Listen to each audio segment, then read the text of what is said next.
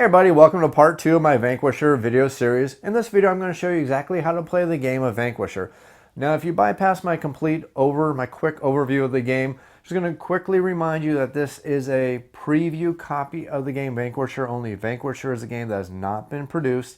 The game has been designed, completely designed. All the parts mechanically are finished, but none of these gameplay components are the final components. These are all print and play components only.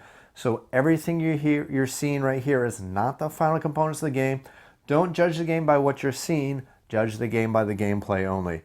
Anyways, in the game of Vanquisher, the objective of the game is for all the players to work competing against each other to try to get the most territories on the board. And it's designed to play a lot in a way, or feel a lot in a way, much like Blokus, where players are going to be purchasing these blueprints, which are going to allow them to build these buildings on the territory board. And much like Blokus, every one of these buildings is going to have a certain design pattern.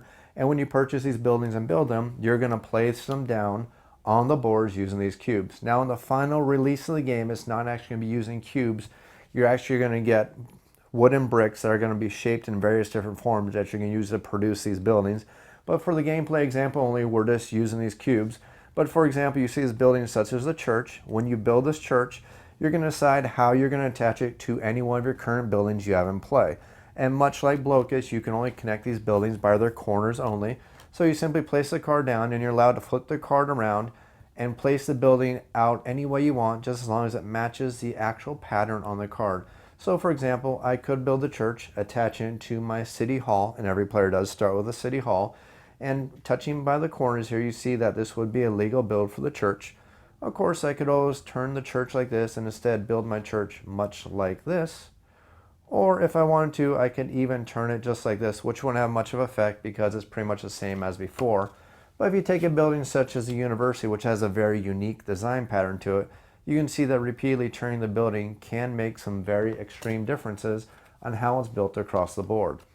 Now, just much like Blokus, the players are competing for area control because the area control is going to be how they're going to get the majority of their victory points in the game. You'll notice that this board is broken down into multiple 3x3 squares, and each one is a different color. Well, at the end of the game, you're going to score 2 victory points for every single one of these different colored squares that you have at least one part of your building in. So if this was the end game for some crazy reason, we would see that the green players, since they happen to have buildings in at least 4 different sections, they would go ahead and gain 8 victory points. The white player would only gain 2 victory points. Orange and black also would only gain 2 victory points. Now if the green player, after building the church, managed to also build the university, they can build the university, again rotating the university in a way to try to cover as many sections of these 3x3 sections as they can to try to obtain as many victory points as they can by the end of the game. So you want to be thinking about how you're building these buildings, how you're adding them to the board in an effort to control as many of these 3x3 squares to score the most amount of victory points at the end of the game. There's a couple additional ways you're going to score victory points in Vanquisher. You can score 5 victory, or you're going to score victory points for every 5 gold you have left at the end of the game. You're also going to score victory points for the area control, as I already mentioned. You're also going to score victory points for building religious buildings such as the church or other buildings such as that. They're going to give you victory points at the end of the game. But you have to be very, very careful in this game because as you're adding these blueprints onto your hand, you have to actually have the resources to build these blueprints, because for any blueprint you have left over at the end of the game that you're unable to build, you're going to lose victory points. And then in the game, you're also going to get a couple different extra victory points for some of the achievements available in the game, such as having the most permanent bribery cards. And these bribery cards offer a lot of powers and change up the gameplay and allow for some very direct player interaction between the players. You're also going to gain victory points for having the vast most majority across the board. You're also going to earn victory points for having armies, the most amount of armies, and armies are very powerful. They can be placed on the board and prevent players, your opponents, from building buildings where you don't want them to build the buildings, effectively blocking them off. The game is going to come to an end in one of 3 different ways. One, you're going to play through 12 full years of the game. At the end of the 12th year, no matter what the status of the board is, that's going to be the final round of the game. Everybody's going to get one final chance to finish that final year out. Then the game's going to come to an end. Additionally, the first player to build their 16th building, their 16th blueprint as the game calls it, is going to bring around the final round of the game. Or the final way to end the game is if on your turn, you're unable to build any building currently in the advanced blueprint offer. And just to clarify, there's the basic blueprint offer and there's the advanced blueprint offer, or the auction offer, which is always going to have 8 advanced blueprints in it always. But if you cannot build any of these blueprints on your turn because there's not enough room on the board, you have effectively brought about the end game. At the start of the game, every single player is going to start with a couple preset resources, and they're all going to start on the board with one building already built. Every single player is going to start with a city hall, and they're all going to start in one of the corners of the board. Now, there's a couple different variants in the game. There's a 3-player variant, the 2-player variant, and the team-based variant. I'm not going to show you how to play those, but they do play a little bit differently with the board. And if you're playing the 4-player game, I might also suggest you also check out the 2-player variant, because it does change up the gameplay a little bit, and actually creates a little bit different experience and actually plays a little bit quicker. So after you've all picked which corner of the board you're going to start with, and every player has started with their city hall, every player gets to start with a certain amount of resources. Every player starts with 6 gold, 6 money, whatever you want to call it. Every player is going to start with 3 wood. Every player is going to start with 2 stone. And every player is going to start with 1 metal. Now the wood, stone, and metal resources are finite. So once they have completely run out, and you are allowed to gain more resources for any reason, but there's none available in the pools, it's too bad, because these are absolute maximum amounts for each one of those resources. Money is completely unlimited in the game. So for all the resources, you have your single and your 5. For the stone, you have your single and your 5. And again, for the metal, you have your single and then you have your 5.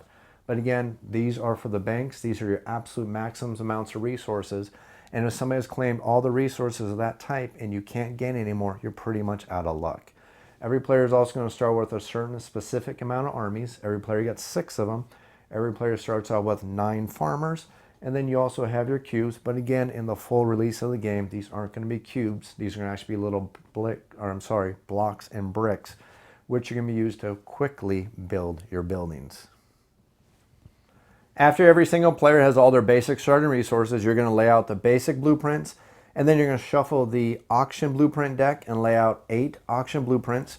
You're also going to shuffle the bribery deck. You're going to lay that out to the side, face down, so the players don't see it. Now, every one of these basic blueprints, there's going to be 2 basic blueprints for every single player in the game. So in a 4-player game, we're going to have 8 of every single basic blueprint. And again, there are 8 different basic blueprints. They'll be available in every single game, and then there's a stack of 90 auction blueprints, which is going to be shuffled up, and then you're going to draw the top 8, and these are going to be the available blueprints at the start of the game. Anytime a player takes one of these blueprints for any reason, whether they're adding it to their hand to build at a later date, or if they're choosing to build it right then and there, that blueprint is going to be replaced immediately with the next card from the auction stack, and that card that the player picked is either going to go into their hand, or it's going to have its resources paid for, and it's going to be built immediately on the territory board. Now the game is going to be played over 12 rounds or 12 years, unless something causes the game to come to an end prior to all 12 of those rounds being played through. And the things that can cause the round or the game to come to an end is if any player builds their 16th blueprint, or if one player manages to come around to their turn and they cannot successfully build any of the buildings in the advanced auction offer. And that's only because they can't build those buildings because there's no room on the board. If they can't build it because they don't have any resources, tough luck, that's not a good enough answer. The only way you can bring the end game is either going through all 12 rounds, bringing the 16th blueprint out, or on your turn you're unable to build one of the advanced auction blueprints because there's no room currently on the board. If that happens, and it's the reason that comes to an end is because a player has built their 16th blueprint, that complete round is going to come to an end, which means every single player does get a chance to take a turn. If one player causes the end game because they can't build one of these advanced auctions, again, every single player is going to get their chance to take a turn. Or if you go through all 12 rounds, then at the end of the last 12th round, the game does come to an end. Every single round, each player is going to get a chance to go through all 5 phases of their turn, and players are going to do that in player order. So for example, if the green player happens to be player number 1, they're going to go through all 5 phases of their turn. Then white gets to do the same thing, then orange, and then black, and that's going to end the very first round. And again, you're going to do that 12 times, or until somebody brings about one of those end game victory conditions. So for example, if we had a game where green is first, going clockwise all the way to black goes last, if this happens to be the 10th round, green plays their action, Then we come to white, and they're going through their 5 phases, and they happen to put out their 16th blueprint. This will be the final round, and then only orange and black will go, and that'll be the end of the game. You'll proceed to add up all the victory points and decide who is the victor of the game. So on every player's turn, they're going to go through a couple different phases. The very first phase of the game, and there's a nice reminder on the board if you ever forget, is going to be the trade phase. During the trade phase, players can trade with the bank or they can trade with other players. But you can only trade with other players if that player you're trading with can produce the resource you're trying to purchase for them. And much like Seven Wonders, they can't refuse to sell you the resource, but they don't technically actually sell you the resource. If they can produce the resource, you give them the money to buy the resource from them, but you take the resource from the bank. Again, you pay them for the resource. You don't take the resource away from them. They don't lose access to the resource. Again, just to throw out Seven Wonders, if you're familiar with the game, it works pretty much exactly like that. You pay them for access to the resource. You take the resource from the bank. They can't refuse you at all, and you don't take access to that resource away from them at all. The only difference here, though, is that you can buy multiple resources from multiple different players during the trade phase, but you can never buy more than they can produce. So, for example, let's say orange produces 2 stone, and black is currently producing 1 wood. You can purchase 1 wood from black, 1 stone from orange, or you can purchase 2 stone from orange, or 2 stone from orange and 1 wood from black. However you like to do that, you're going to pay them directly, and then you're going to take the resources from the bank. Remember the maximum of all the resources in the bank. If there's no resources left in the bank, you can't make that purchase. You can also make a purchase directly from the bank itself, but it's not quite as efficient and it gets to be much more expensive. And if you forget what these costs are, they're all listed on the board itself directly. So if you want to purchase lumber from the bank, it's going to cost you 3 gold per lumber. Stone is going to cost you 4 gold per lumber, and ore finally is going to cost you 5 gold from lumber.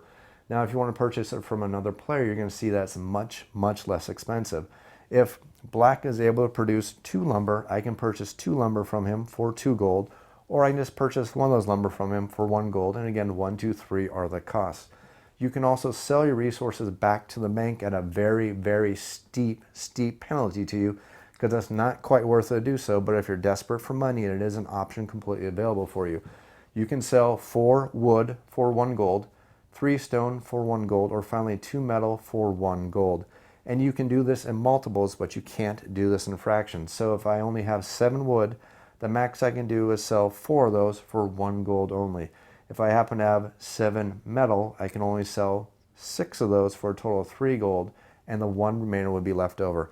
I don't have to sell my maximum, but again, the ratios are just not that great. After you're done with the trade phase, you get to move on to the action phase, and this is where you get to start taking the main actions of the game. During the action phase, every single player starts the game with 2 actions, and you know this by the fact that if you look at your City Hall card, it's going to tell you that you start with 2 actions in the game because every single player starts with a City Hall card. Now, there are advanced blueprints you can purchase in the game which will give you additional actions. For example, the university is going to give you 2 actions beyond that, so if you have your City Hall and you manage to build a university, you have a total of 4 actions on your turn. Now, this isn't available in this preview copy of the game, but in the final the final release edition of the game, there's going to be a tracker that players are going to use to keep their constant track of their overall income of all their resources, all their constructions, all their actions, and everything like that. Much like Through the Ages or another game similar to that, where you're going to keep track of your total resources you're gaining every single round. That way players aren't going to be constantly having to recalculate how many resources they're having to take in every single round, which is some of the growing pains that people experience with the games such as Sentinel of the Multiverse and also Suburbia. It was kind of a pain in those games having to constantly recalculate how many resources you're making. So in the final release of this game, there is going to be a board that's going to allow you to track the amount of every single resource you're gaining per turn, so you're not having to constantly redo the math every single turn. Little segue there, but just to let you know, again, this is a preview copy, not the final release of the game. Anyways, if, for example, you happen to have any extra buildings that could give you extra actions, those will be added on to your actions, but every single player at the start of the game starts with 2 actions. Again, that's reminded for you by your City Hall card that every single player starts the game with. Now, you can use these actions for various different things in the turn, and again, every one of these things can use up one of your actions, and you get as many actions as you have depending on the buildings that you've already built. the very first thing you do as an action is you can claim one of these bribery cards. Now when you claim a bribery card, you don't have to show the other players. It goes in your hand and you now have access to the bribery card. Now during your turn, you can gain as many bribery cards as you want as long as you have the options to pay for it. But at the end of your turn, you can never have more than 4 bribery cards in your hand. If you have more than 4 bribery cards, you're forced to discard down to 4, so be very, very careful. Now it's an action to take one of these bribery cards. It's also an action to play one of these bribery cards, and there's 2 different kinds of bribery cards in the game. You have your play once and your forget bribery cards that you will play and they'll go in your discard pile. And then you also have your permanent bribery cards, which you'll add onto your tableau, or as the game calls it, your desk, which will give you permanent powers for the rest of the game. Now, every one of these bribery cards has a cost to play them, unless it's a temporary one. A lot of the temporary ones have no cost to pay, but a lot of the permanent ones all have a cost to play. Now, these will be costs basically in resources. Some will cost gold, some will cost stone, some will cost gold, wood, stone, and ore, and some of them will cost threat. Now, threat is produced by having your armies. Now, once you've built some of these armies and you have these armies available to you, you can actually discard these armies to pay for some of these cards. And you can pay that cost instead of the resources. So, for example, this card right here has no resource cost, no threat cost to play, and it's basically a fire and forget card. You can play it once and put it in the discard pile, and the discard pile is always kept face up, and any player can look through the discard pile at any time they want. Other cards like this are going to have a cost in either resources or they're going to have a cost in threat to play it.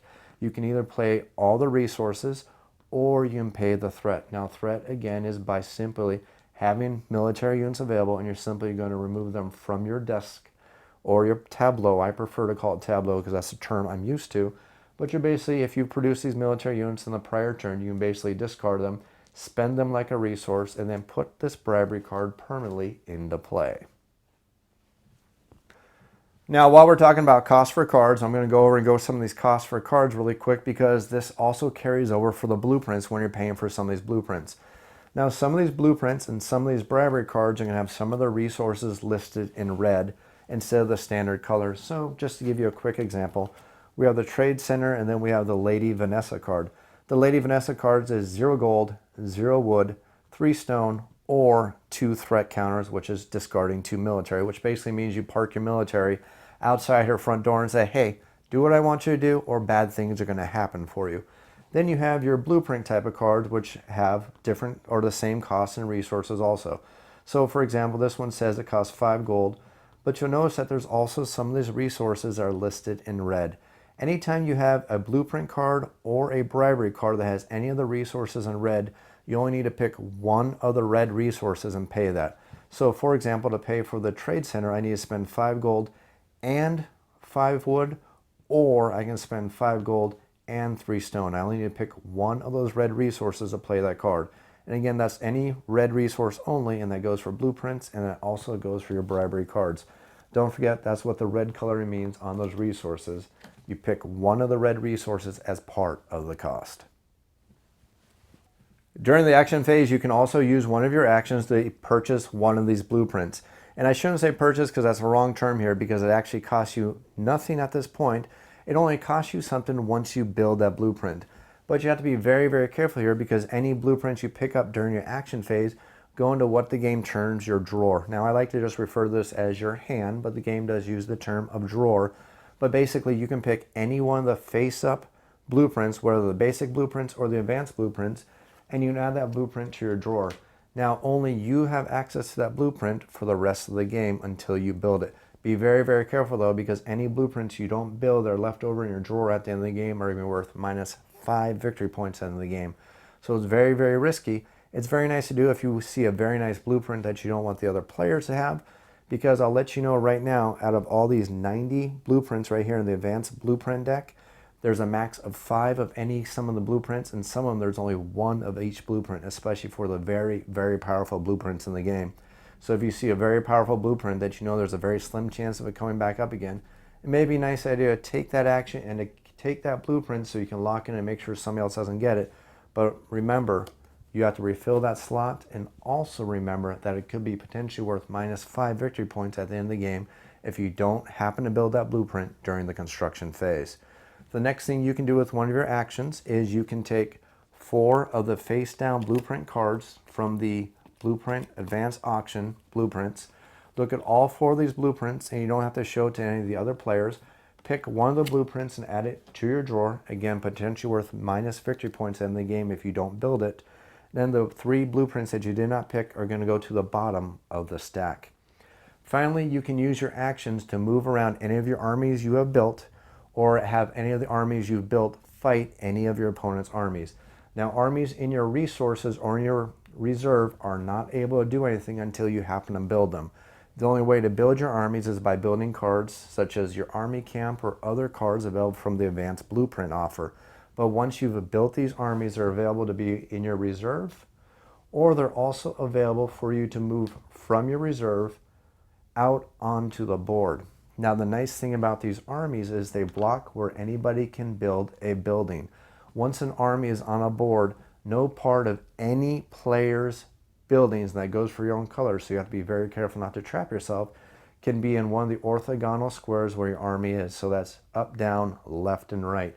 So if I build this army right here, the white player cannot build a building here, and they can't build a building here, so I pretty much have effectively trapped them very, very well. But what they can do is they can use an action to fight another opponent's army. And there's no rolling, no action, no special card play. It's basically a 1-for-1. Once you have built an army, even if it's in your reserve, it doesn't have to be on the board, you can sacrifice your army to destroy another player's army, moving it back to their resource pile, meaning they have to rebuild it again before they can use that army at a later date. So armies are very powerful. They can be used to block other players, but they can also be used to destroy the blockades created by your opponents who are trying to make your life much more difficult. After the action phase is over, it's now time to move to the construction phase.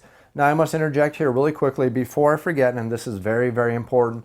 None of these phases are mandatory. You are free to skip any and all these phases if you want to, either because you don't have any resources, or you don't want to spend any resources, or just because your master plan doesn't want you to take part in any one of these phases. You're not required to take any of these phases, and you're not required to completely finish any of these phases either. For example, I did mention that you have 2 actions during the action phase. You don't have to use both the actions if you don't want to. You can use 0, 1, or 2. If you happen to have 5 actions per turn, you can use 0 through 5, and there's many reasons you may want to do that. For example, some of the bribery cards are going to give you resources for actions that you don't spend. So that's some of the reasons why you may not want to use all of your actions. So anyways, we are finished with the action phase. It's now time to move to the construction phase. Now, during the construction phase, you can build any building, whether it's in your drawer or one of the face-up buildings that are available, but that building has to be built immediately. So for example, if I were to pick up the trade center, I can't add this to my drawer as a blueprint to use at the later turn once we move to the construction phase. Yes, I can do that during the action phase for an action, but I can't do it during the construction phase. During the construction phase, if I pick up any of the blueprints from any of the face-up blueprints, whether it's the advanced or the basic blueprints, I have to build that building immediately and I have to spend the resources for that building. So if I don't have the resources, obviously I can't build that building. So again, you can build one construction during your construction phase unless you manage to purchase blueprints that give you extra constructions on every one of your turns. For example, the residential building, once a player has built it, it gives them an advantage that they can start building 2 constructions every single turn. And now these buildings, if I didn't emphasize this earlier enough, these buildings don't give you their bonuses until they happen to be built. Having them available in your drawer does not give you any bonuses at all. They don't give you the bonus until you've actually built them, placed out your cubes on the board, and actually added them to your empire. But like I said, every single player during the construction phase gets the chance to build one of the blueprints, either a blueprint that's currently in their drawer or one of the blueprints that's currently available in face up. They have to pay all the resources, and then they build that building and add that building to their empire. So let's just say, for example, we happen to have enough resources, so we spent 7 gold from our resources. We spent 4 wood, 5 stone, and 4 metal, and we would build this residential building. We see that this building is going to be formed in this pattern right here, and we cannot mirror these patterns, but we are free to rotate these cards any way we want to add them to our empire. So we want to get as much coverage out across this board and fill up as many of these 3x3 squares as we can so we get the most victory points at the end of the game. while trying to block off the other players. So these are the thought processes we need to keep during the construction phase. So let's say I paid for this residential building. Now I need to build it on my board. So I'm going to build it here in this H formation instead of the I formation. That way it covers as much of the board as I can. Now all of your buildings that you add to your empire must touch corner to corner at least one of your buildings that you've already built. You can't place them side by side like that. They have to touch corner to corner. And again, if you've ever played Blokus, this makes perfect sense to you. You're building exactly like you're playing Blokus. So I'm going to add this building to my empire. I've paid my resources. And once I've added this building to my empire, it permanently gives me the building's permanent effects for the rest of the game, unless somebody plays a card that destroys this building somehow, some way, and makes my life a little bit more difficult. So now that I built this building, I'm going to add it face up on my tableau, letting all the other players know that I built this building, so I know this building is going to give me the resources or whatever benefit it's going to give me for the rest of the game. Now, one other thing I want to cover before I move on here, there are 6 different kinds of buildings in the game. Each one of them has a different symbol on them to let you know what kind of building this is. For example, the residential building is going to be a kingdom building. This symbol right here lets you know that this is going to be a currency building. This symbol right here lets you know that's going to be a resource building. This book symbol right here lets you know that's going to be an educational building. The cross swords let you know it's a military building. And finally, this symbol right over here lets you know it's a religious building. That can be very important because some of these cards will reference other styles of cards and say, for example, get a discount on building all kingdom style buildings for the rest of the game. So any card that happens to be a kingdom style building, if that card I had that effect and I had it already in play, would give me an easier time trying to build this building. That's just an example. Good example off the top of my head is the castle, which allows you to build other kinds of buildings for less expense later after you've built your castle. So after you've built your construction, if you're only allowed one construction, your construction phase is over. If you're allowed multiple constructions during your construction phase and you can pay for those multiple constructions, you're free to take multiple constructions during your construction phase. Again, you have to follow the rules of the game. Any future buildings has to touch a building you've already built on its corner, and it has to be built legally, and you have to follow the pattern, and you cannot mirror it, but you're free to rotate the card any way you want to match that pattern onto the territory board. Again, working towards the victory points at the end of the game.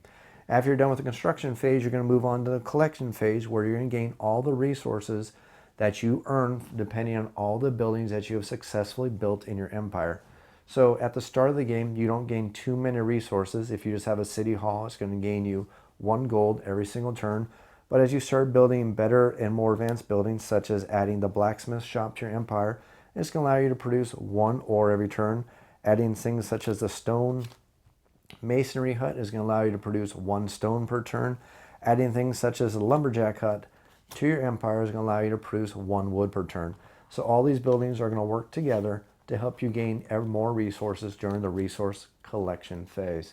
Now, during the resource collection phase, you're also going to start generating your military units if your empire currently produces military units.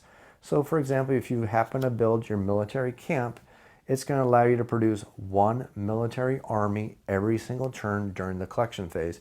Now, you have to be very, very careful, because not only are you restricted by the amount of military resources available to your nation, you're also restricted to a maximum amount of armies you can have built at any one time. And that symbol is represented right here. And at the start of every single game, you're allowed to have a maximum amount of 1 army available to you.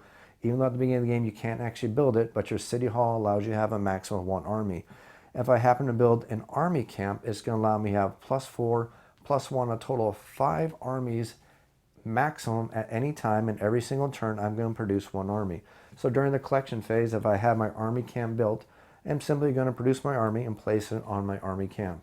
Every single turn during my collection phase, I'm going to continue to add armies until I reach the capacity for this specific card, and then any additional armies are going to go on any other cards that can accept the capacity. Once I've reached that capacity, I cannot build any more armies.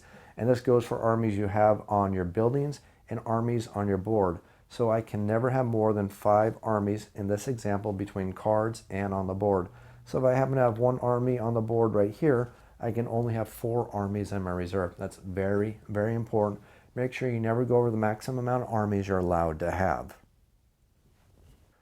At the end of the collection phase, a player is required to go through their hand of bribery cards, and if they happen to have more than 4 bribery cards in their hand, they have to discard down to 4 bribery cards. Now this restriction only goes to your hand of bribery cards. You're free to have more than 4 blueprints in your drawer. You can have as many blueprints as you want, but remember that penalty at the end of the game. For every blueprint in your drawer that you don't build at the end of the game is worth -5 victory points. So make sure you're not hoarding too many of those blueprints with the plans of never ever building them just to keep them from the other players. Because this is not a very high scoring game. Scoring about 40 to 50 points would be a really good score in this game. And if you have 5 blueprints in your hand, 5 times 5 is 25. If you only score 40 to 50, losing 25 victory points can be extremely harmful to your final score. So after you've moved through the collect phase, it's now time to do one more trade phase for that player. And this is exactly like the first trade phase where you get the chance to purchase resources from the bank or purchase resources from other players. Remember, you don't take the actual resources from that player. They just have to be able to produce that resource. If they can, you hand them the money, you take the resources from the bank, and then you're done with your trade phase. Again, all these phases are optional. None of them are mandatory. Once you've gone through all 5 of these phases, your turn is over. It's time for the next player to go through all 5 phases. And all 4 of the players, or however many players you have playing the game, get a chance to go through all 5 phases, and then that round is going to end. You're going to keep playing the game until you either go through all 12 years, which is 12 rounds of the game, somebody manages to build the 16th blueprint, or you end the game because one player is no longer able to legally build any one of the advanced auction blueprints that are currently available in the offer. After that's done, it's time to start adding up the scores and figuring out who the winner is of Vanquisher. Now there's one other thing to cover before I go into the actual scoring of the game and showing how an end-game scoring works. You'll notice that every one of these players starts with 9 farmers in the game, and I haven't exactly shown you how the farmers work. Well, that's because the farmers are reliant on certain cards to come into play. If those cards never come into play or they're never purchased, those farmers will also never come into play. Now, one of the most common ways for a farmer to come into play is for somebody to build the farm. Once a farm is built, whoever builds that farm gets to take 3 other farmers from their resource pile, and they get to place these farmers on certain buildings following the rules of the farm card. And then from now on, for the rest of the game, those specific buildings are going to produce 1 extra resource for the farmer that's already built on top of that building. There's multiple different cards in the game that are going to allow you to use farmers for different special abilities. Some of the cards will say that you're only allowed to build 1 farmer on each resource building. Some of the cards are going to allow you to break those rules, but the important thing to understand is that when you're building cards such as the farm, if it tells you that you can build up to 3 farmers and for some reason you don't have the ability to build all 3 of those farmers, it's pretty much tough luck. You can only build as much as the card legally allows you to build. The rest of them don't sit in some magical resource background allowing you to put them out as soon as that requirement is met. So you have to be careful with cards such as the farm, specifically because the farm says add 3 farmers onto 3 resource producing buildings. Well, if you only own 2 resource producing buildings, this farm is only going to give you 2 farmers, and you're going to have to build a second farm to get 3 more. The trick here is each player is only allowed to build 2 farms total, so you have to be very, very careful about that. Read these cards very carefully. But there's different cards that allow you to add farmers to your empire, and they're just going to allow you to increase your resource production or do other things along those lines. One other thing to remember is that once a farmer has been added to a resource building, they're stuck there. You cannot move them unless you happen to get some of the cards in the game that specifically allow you to move your farmers around. So just be careful of that. Be mindful of that. So make sure you're playing them smartly because they are a limited resource and they're pretty much stuck where you place them unless you happen to get one of those special kind of cards that allow you to move your farmers around. At the end of the game, the players are going to add up all the victory points. You're going to figure out who exactly is the winner of the game. You're going to gain victory points again in various different ways. One of the ways you can gain victory points is by building some of the religious buildings, which will give you permanent victory points at the end of the game.